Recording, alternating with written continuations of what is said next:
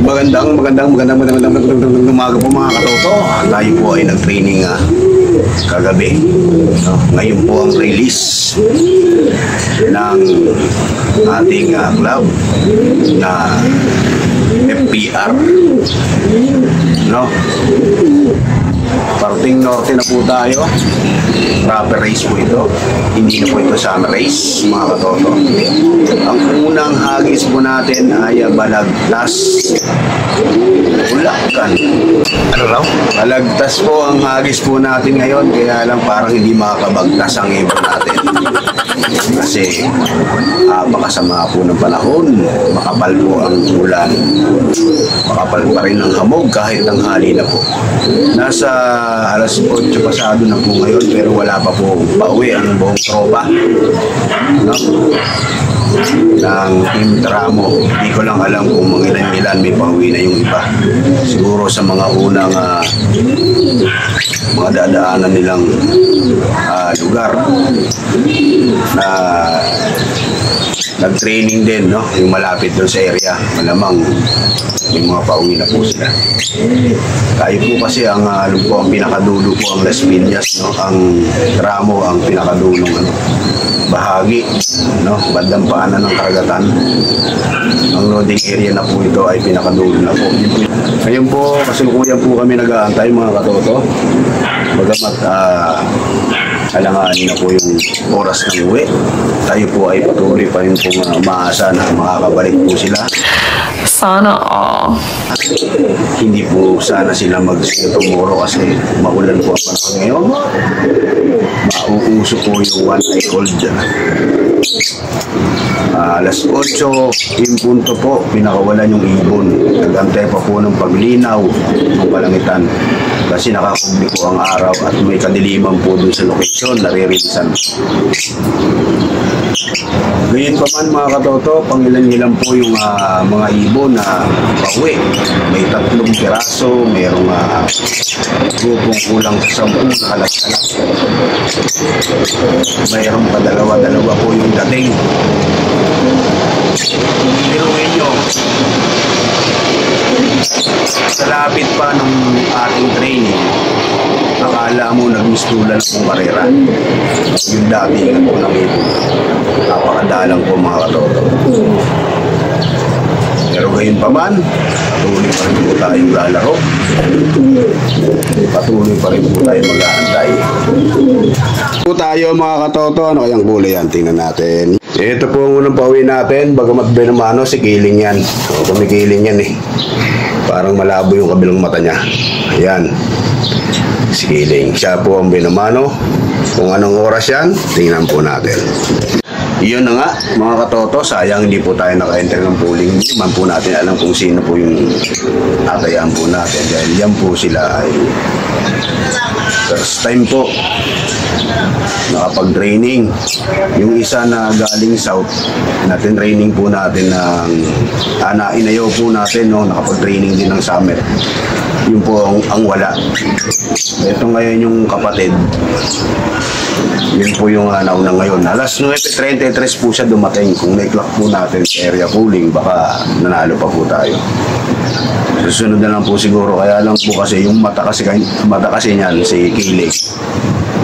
Lagi nakagano, parang malabo yung kabilang mata niya. Tansya ko, na hawakan niya sa kaya lang gumaling. Pero nagiging okay naman po yung kanyang kondisyon na po ngayon. Di nakagaya nung mga nakaraang linggo na hirap siya makakita. Hindi mo rin siya tatayaan kasi nga lugon na lugon po yung mukha niya. Puro istro yung mukha. Talagang panahon po ngayon ng taglugon. Kaya alanganin din po natin isali. Pero i-try natin sa sunod, kasi mga ganyan determinado po talaga makauwi. Mga ibon na yan, dapat po talaga yan sinusugalan. So mag-aantay pa po tayo ng pangalawa hanggang pang-anim po na ibon, mga katoto. At nasundan po tayo ng pangalawa. Alas 9:53 na po. Yan yung pangalawa po natin. Yan yung naiwan. Yan yung pangalawa. O, mata mo. Pulang-pula mata. Parang hirap pa. Paano masabi? Ganyan po talaga. Pag first training, hirap na hirap. Nakadalawang ibon na po tayo mga katoto. Pinakain po natin sila ng madaling matunaw na pagkain. Kasama yung mga naiwan pang south po natin. Bali, 7 na po sila. Tago pa siya. Tago pa. Mailap kasi yan mga katoto. Antay pa po tayo sa pangatlo. Hanggang pang-anim na ibon po natin. At nasundan na po uli ng pangatlo. Ito yung veteran sword natin yan. Yung lubar na nilaro po natin ng summer. Pangatlo pa siya, no? Veteran sword yan. Dito, ipasampa po ng Mindoro. Nagsiyo tong oro kaya hindi na po natin ay pinagpatuloy kasi young bird po yun ng norte. Yung kulay red yung singsing ng FPR. Yun, pangatlo. Mag-aantay pa po tayo ng pang-4, pang-5 hanggang pang-6 mga katoto. Yes, at meron po tayong pang-4. Yun yung Grisel, no? O, bagong dating. No? Si Grisel, yung kapatid niyan, nasa Salmonella. Lumipad ng lumipad. Siguro nauhaw kaya may nainom na masamang tubig. Yun, tepok. Isang tabon tubig lang katalo na. Nasa Salmonella po yung kapatid niya. Yan, babae. Yan yung kinarga natin nung ay yung ang ama niyan, yung kinarga po natin ng ano